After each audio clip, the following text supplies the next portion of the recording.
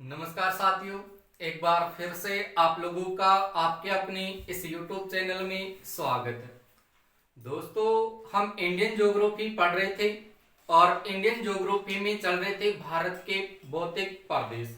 और दोस्तों, भारत के भौतिक प्रदेशों में हमारा जो चौथा पार्ट था वो चौथा पार्ट चल रहा था और उसका नाम था तटीय भाग।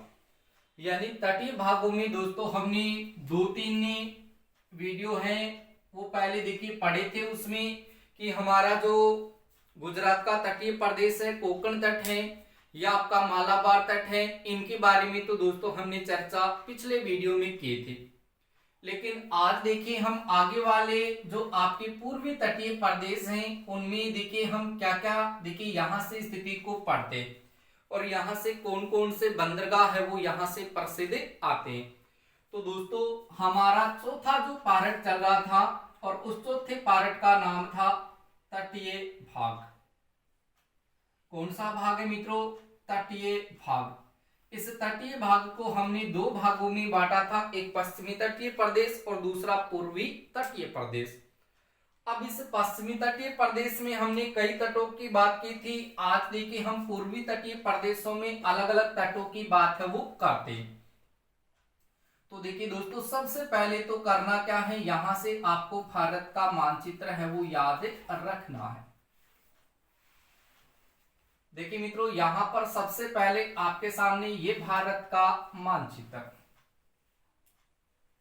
यहां से आपके सामने सबसे पहले मित्रों देखिए ये आ चुका है भारत का मानचित्र।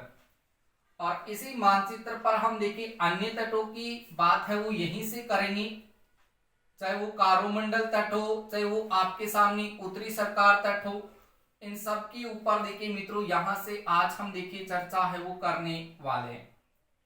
तो ये है आपके सामने देखिए भारत का मानचित्र। क्लियर है यहां तक? अब देखिए यहां पर हमने कुछ तटों की बात है वो की थी, इधर वाले तटों की। अब आज हम देखिए यहां से पढ़ते हैं। तो यहां पर देखिए सबसे पहले यहां पर आपको एक स्थान मिलेगा कन्याकुमारी का। कौन सा स्थान मिलेगा? कन्याकुमारी। और कन्याकुमारी मित्रों आपको पता है भारत के कौन से राज्य में है? तमिलनाडु में है। कहां पर है? तमिलनाडु में। और यहां से लेकर के देखिए यहां पर आपको राज्य मिलेगा कौन सा? आंध्र प्रदेश। कौन सा राज्य मिलेगा? आंध्र प्रदेश। या फिर कह सकते हैं कि यहां पर आपके सामने जो भाग आता है वो कृष्णा नदी का डेल्टा आता है। तो कृष्णा नदी का डेल्टा है जो आंध्र प्रदेश तक है, वहां तक मित्रों देखा जाए तो आपके सामने ये देखिए कौन सा तट है। यहां पर आपके सामने मित्रों कौन सा तट आता है? तो यहां पर आपको ध्यान रखना है कारोमंडल तट। कौन सा तट है यहाँ पर? तो मित्रों ये वाला जो आपके सामने तट है, इस तट को नाम दिया गया है आपके सामने कारोमंडल। कौन सा मंडल है ये? कारोमंडल तट। ये आपका कारोमंडल तट है। अब इस कारोमंडल तट में देखें तो मित्रों कौन कौन से यहां पर आपको देखिए बंदरगाह है वो याद रखने हैं। तो देखिए सबसे पहले देखिए इसमें आपको पता है कि आधा भाग है वो तो आपके सामने तमिलनाडु का है और यहां से आधा भाग आपको पता है कि आंध्र प्रदेश का भी आ रहा है। तो यहां पर कन्याकुमारी से देखा जाए तो तमिलनाडु में यहां पर आपके सामने देखो 3 बंदरगाह मिलेंगे। कितने बंदरगाह मिलेंगे मित्रों? यहां पर 3 बंदरगाह। और एक बंदरगाह आपको कहां मिलेगा?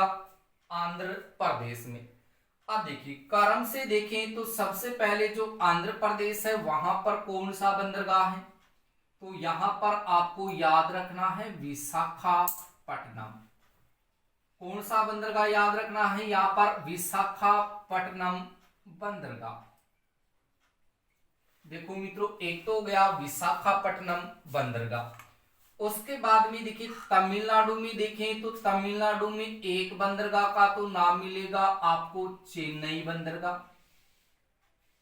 कौन सा बंदरगाह मिलेगा? चेन्नई बंदरगाह।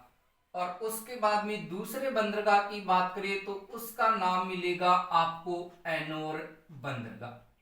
कौन सा बंदरगाह मिल जाएगा? एनोर बंदरगाह है। और उसके बाद में मित्रों आपको यहां से देखिए जो चौथा बंदरगाह मिलेगा, वो चौथा बंदरगाह देखिए आपके सामने कौन सा होगा? तो यहां पर नाम होगा आपके सामने तूतीकोरिन, तूतीकोरिन बंदरगाह। ये बंदरगाह आपको कौन से तट में मिल जाएंगे मित्रों? तो याद रखना है हमें कोरोमंडल तट में मिलेंगे। क्लियर है? तो कोरोमंडल तट कन्याकुमारी तमिलनाडु से कृष्णा नदी का जो डेल्टा है आंध्र प्रदेश, वहां तक ये स्थित है। और इस कोरोमंडल तट में देखें तो आंध्र प्रदेश में विशाखापट्टनम बंदरगाह है, आपका तमिलनाडु में चेन्नई बंदरगाह है, एनोर बंदरगाह है और तूतीकोरिन बंदरगाह है। अब मित्रों इन सारे के सारे बंदरगाहों की हम देखिए यहां से विशेषता को पढ़ते हैं। तो देखिए सबसे पहले आपके सामने आता है विशाखापट्टनम बंदरगाह। ये विशाखापट्टनम जो बंदरगाह है ये आपके सामने डॉल्फिन चट्टानों के पीछे बना हुआ है। कौन सी चट्टान के पीछे बना हुआ है मित्रों? तो याद रखना है डॉल्फिन चट्टान के पीछे बना है, क्योंकि यहां पर आपके सामने ये डॉल्फिन चट्टान आती है और इस डॉल्फिन चट्टान के पीछे ये विशाखापट्टनम बंदरगाह है वो बना हुआ है। ये विशाखापट्टनम बंदरगाह भारत में देखिए देखा जाए तो ये भारत में रेत का बंदरगाह कहलाता है। भारत में रेत का बंदरगाह, तो रेत का बंदरगाह किस बंदरगाह को कहा जाता है? तो याद रखना दोस्तों आपके सामने नाम होगा विशाखापट्टनम बंदरगाह का, यानी इसको भारत में रेत का बंदरगाह कहा जाता है। और इसी को ही भारत में देखिए आपके सामने और किस नाम से पुकारा जाता है? तो याद रखना दोस्तों इसको सुरक्षित बंदरगाह कहा जाता है। इसको भारत में गहरा बंदरगाह कहा जाता है। यानी भारत में रेत का बंदरगाह किस बंदरगाह को कहा जाता है? तो विशाखापट्टनम बंदरगाह को कहा जाता है। इसके अलावा भारत का सबसे ज्यादा सुरक्षित बंदरगाह कौन सा है?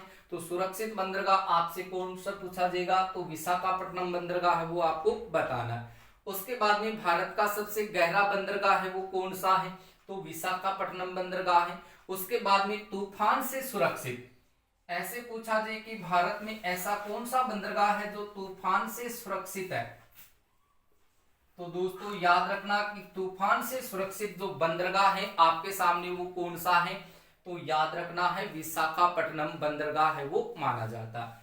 और ये बंदरगाह इतनी सारी विशेषता को रखता है तो ये भारत का सर्वश्रेष्ठ बंदरगाह है। भारत का सर्वश्रेष्ठ बंदरगाह, तो भारत का सर्वश्रेष्ठ बंदरगाह है ये मित्रों आपके सामने कौन सा होगा? विशाखापट्टनम बंदरगाह होगा जो डॉल्फिन चट्टानों के पीछे बना है। तो इतनी सारी हमने यहां से विशेषता पढ़ी कि विशाखापट्टनम बंदरगाह कौन से तट में? कोरोमंडल तट में। कहां पर है? आंध्र प्रदेश में। ये बंदरगाह विशाखापट्टनम जो बंदरगाह है ये डॉल्फिन चट्टानों के पीछे बना हुआ। इस विशाखापट्टनम बंदरगाह की विशेषता ये है कि ये भारत का सर्वश्रेष्ठ बंदरगाह है। ये भारत में रेत का बंदरगाह कहलाता है। ये भारत का सबसे सुरक्षित बंदरगाह है। ये भारत में तूफान से सुरक्षित बंदरगाह है। ये भारत का सबसे गहरा बंदरगाह है वो माना जाता है। क्लियर हुई इतनी बात? तो ये विशेषता आपको यहां से ध्यान में रखनी है। उसके बाद में देखिए यहां से आता है आपके सामने चेन्नई बंदरगाह। अब इस चेन्नई बंदरगाह की मित्रों देखो क्या विशेषता है?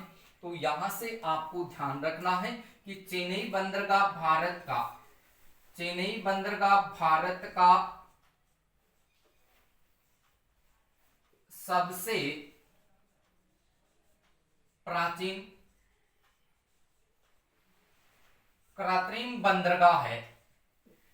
दोस्तों याद रखना कि भारत का सबसे प्राचीन अगर कृत्रिम बंदरगाह पूछे तो आपको कहना है कि चेन्नई जो बंदरगाह है उस चेन्नई बंदरगाह को भारत का सबसे प्राचीन कृत्रिम बंदरगाह है वो कहा जाता है। और ये चेन्नई बंदरगाह है ये भारत का एक खुला सागरीय बंदरगाह है।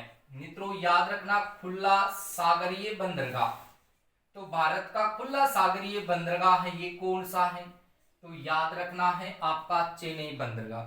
और इस एनोर बंदरगाह से पूछा जाए तो इसका जो कार्यभार है वो निजी हाथों में है। ये निजी क्षेत्र का बंदरगाह है। एनोर बंदरगाह आपका तमिलनाडु राज्य में, लेकिन चेन्नई बंदरगाह भारत का सबसे प्राचीन कृत्रिम बंदरगाह है और ये भारत का एक खुला सागरीय बंदरगाह है। क्लियर हुई बात। उसके बाद में देखिए तूतीकोरिन बंदरगाह की बात करें तो ये बंदरगाह आपके सामने भारत का सबसे प्राचीन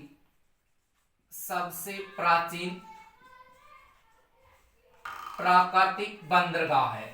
तो दोस्तों याद रखिएगा कि एनोर जो बंदरगाह के बाद में तूतीकोरिन बंदरगाह है, ये तूतीकोरिन बंदरगाह भारत का सबसे प्राचीन प्राकृतिक बंदरगाह है। और इस तूतीकोरिन बंदरगाह को दोस्तों कहा जाता है खुला बंदरगाह।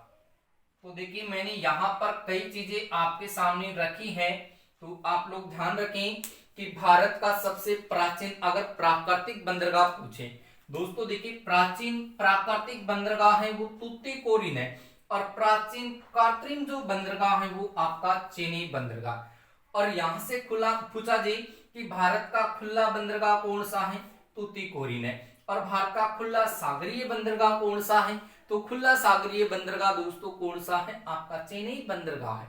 और ऐसा कौन सा बंदरगाह है यहाँ पर जो निजी क्षेत्र का बंदरगाह है, जिसका कार्यभार है वो निजी हाथों में, तो वो बंदरगाह है एनोर बंदरगाह। कौन सा बंदरगाह है जो तूफान से सुरक्षित है, कौन सा बंदरगाह सुरक्षित बंदरगाह, कौन सा बंदरगाह गहरा बंदरगाह है, कौन सा बंदरगाह रेत का बंदरगाह है, कौन सा बंदरगाह भारत का सर्वश्रेष्ठ बंदरगाह है, तो मित्रों याद रखना विशाखापट्टनम बंदरगाह। बोलिए इतनी चीज याद हुई या नहीं हुई। उसके बाद में देखिए आगे चलते हैं तो यहाँ पर आंध्र प्रदेश, और आंध्र प्रदेश से इधर देखिए मित्रों तो यहाँ पर आपके सामने जो राज्य आता है वो कौन सा आता है, ओडिशा। अब यहाँ पर देखिए ओडिशा का भाग है और यहाँ पर आंध्र प्रदेश का भाग है। तो यहाँ पर आपके सामने एक छोटा तट मिलेगा, यहाँ पर मित्रों आपके सामने एक छोटा तट मिलेगा और उस तट का नाम होगा आपके सामने उत्कल तट। कौन सा तट होगा यहाँ पर, उत्कल तट। क्लियर हुई बात। फिर देखिए यहाँ पर ओडिशा है और यहाँ पर आपका पश्चिमी बंगाल है। यहाँ पर मित्रों आपका कौन सा है राज्य, पश्चिमी बंगाल है। तो यहाँ पर ध्यान दीजिए कि यहाँ पर पश्चिमी बंगाल और ओडिशा, इस पश्चिमी बंगाल और ओडिशा के मध्य की बात करें तो मित्रों यहाँ पर आपके सामने देखो कौन सा तट है वो आता है। तो यहाँ पर मित्रों आपको कौन सा तट मिलेगा, उत्तरी सरकार तट है वो मिलेगा। उत्तरी सरकार तट आपका ओडिशा और पश्चिमी बंगाल इन दोनों राज्यों में आता है।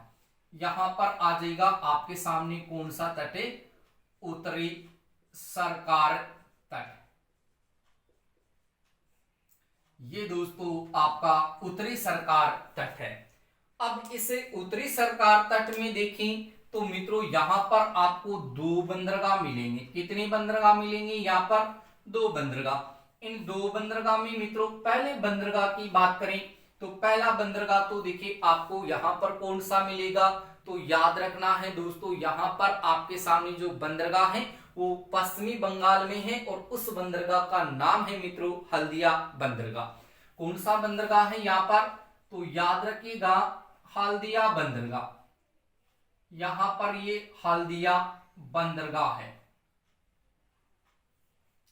और यहाँ पर मित्रों दूसरे बंदरगाह की बात करें तो दूसरा बंदरगाह आता है आपके सामने पारादीप बंदरगाह। ये हो गया आपका पारादीप बंदरगाह। तो हल्दिया बंदरगाह और पारादीप बंदरगाह हैं, ये दोनों ही कौन से तट में हैं, उत्तरी सरकार तट में। कौन से तट में है, उत्तरी सरकार तट में। और यहाँ पर देखें तो उत्तरी सरकार तट में हल्दिया बंदरगाह है वो पश्चिमी बंगाल में, और पारादीप बंदरगाह है वो आपका कौन से राज्य में है, ओडिशा में। और यहाँ पर देखिए पारादीप बंदरगाह की यहाँ से विशेषता देखें, यहाँ से विशेषता देखें तो ये सभी मौसमों में कार्य करता है। यानी सभी मौसम की बात करें, चाहे वो आपकी ग्रीष्म ऋतु हो, चाहे वो वर्षा ऋतु हो, चाहे वो आपकी शीत ऋतु हो, तो मित्रों यहां से ध्यान रखना कि पारादीप जो बंदरगाह है, ये पारादीप बंदरगाह सभी मौसमों में कार्य करने वाला बंदरगाह है वो माना जाता है। और ये बंदरगाह आपके सामने एक आधुनिक बंदरगाह के रूप में पढ़ा जाता है, आधुनिक बंदरगाह। ठीक है दोस्तों, तो पारादीप बंदरगाह सभी मौसमों में कार्य करने वाला एक आधुनिक बंदरगाह है। ये भारत के ओडिशा राज्य में है। और इस पारादीप बंदरगाह की बात करें तो इनका संबंध उत्कल तट से भी माना जाता है। कौन से तट से? उत्कल तट से भी माना जाता है। और हल्दिया बंदरगाह की बात करें तो हल्दिया बंदरगाह आपके सामने कौन से राज्य में है मित्रों? तो याद रखना है पश्चिमी बंगाल में। क्लियर हुई बात? उसके बाद में यहां से देखिए एक इंपॉर्टेंट प्रश्न आपके सामने आएगा कि ये जो आपका विशाखापट्टनम जो बंदरगाह है मित्रों, देखिएगा ये आपके सामने भारत का इस प्रकार से ये दक्षिणतम भाग है। और यहां पर मित्रों आपके सामने ये विशाखापट्टनम बंदरगाह। और यहां से देखें तो मित्रों यहां पर आपके सामने देखोगे तो बंगाल की खाड़ी है। कौन सी खाड़ी है मित्रों यहाँ पर? अरे समझ में आ रहा है या नहीं आ रहा? यहां पर आपकी ये बंगाल की खाड़ी है। तो बंगाल की खाड़ी में देखोगे तो यहां पर क्या मिलेगा? जल का विस्तार। यहाँ पर आपको जल का विस्तार मिलेगा और यहाँ पर आपको विशाखापट्टनम बंदरगाह है वो मिलेगा। इस विशाखापट्टनम बंदरगाह को देखिए इस बंगाल की खाड़ी से एक नहर के द्वारा जोड़ा गया है।